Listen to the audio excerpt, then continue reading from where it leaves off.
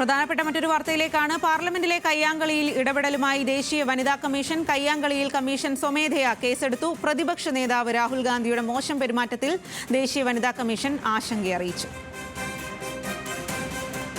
വിവരങ്ങളുമായി ഡൽഹിയിൽ നിന്നും ശരത് ലാലാണ് ചേരുന്നത്. ശരത് ലാൽ, പാർലമെന്റിന്റെ ശീതകാല സമ്മേളനം ഇത്തരത്തിൽ കയ്യാങ്കളിയിൽ അവസാനിച്ചുവെങ്കിലും അതിൽ ഉണ്ടായ വിവാദങ്ങൾ അവസാനിക്കുന്നില്ല എന്നാണ് മനസ്സിലാക്കാനായിട്ട് സാധിക്കുന്നത്. ഇപ്പോൾ ദേശീയ വനിതാ കമ്മീഷന്റെ ഒരു ഇടപെടൽ ഏതു രീതിയിലാണ്? ദേശീയ വനിതാ കമ്മീഷൻ പാർലമെന്റിലെ രാഹുൽ ഗാന്ധിയുടെ ഇടപെടലിനെയാണ് സോമോട്ടോ കേസെടുത്തിരിക്കുന്നത്. അതായത് വനിതാ അംഗങ്ങളുടെ മാന്യതക്കും നിരക്കാത്ത രീതിയിൽ പെരുമാറി എന്ന വകുപ്പ് ഉപയോഗിച്ചാണ് രാഹുൽ ഗാന്ധിക്കെതിരെ ഇപ്പോൾ സോമോട്ടോ സ്വയം കേസെടുത്തിരിക്കുന്നത്. വളരെ പ്രധാനപ്പെട്ട വിഷയം എന്നാൽ പുതിയ വനിതാ കമ്മീഷൻ ചെയർപേഴ്സൺ BJPയുടെ ഓൾ ഇന്ത്യ സെക്രട്ടറി ആയിരുന്ന വിജയ റത്താക്കർ ആയിരുന്നു. അവർ ചാർജ് എടുത്തിട്ട് ആദ്യം എടുക്കുന്ന സോമോട്ടോ കേസ് എന്ന് വേണേൽ നമുക്ക് ഇതിനെപ്പറ്റി പറയാം.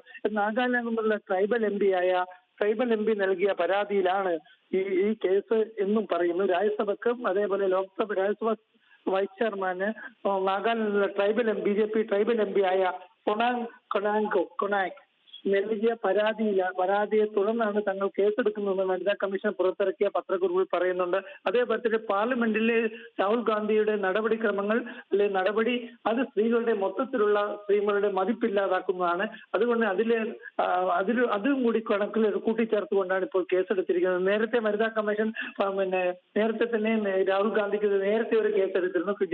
കഴിഞ്ഞ ജനുവരിയിൽ അത് കർഷക സമരത്തിൽ നടത്തിയ പരാമർശത്തെ തുടർന്നായിരുന്നു. ജനുവരി 19 കഴിഞ്ഞ ഒരു വർഷം മുമ്പ് ജനുവരി 19 കേസെടുത്ത്. ഇത് തുടർച്ചയായിട്ടാണ് ഇപ്പോൾ പുതിയൊരു കേസ് പാർലമെന്റിലെ വിഷയത്തിൽ ഒരു കേസെടുത്തിരിക്കുന്നത്.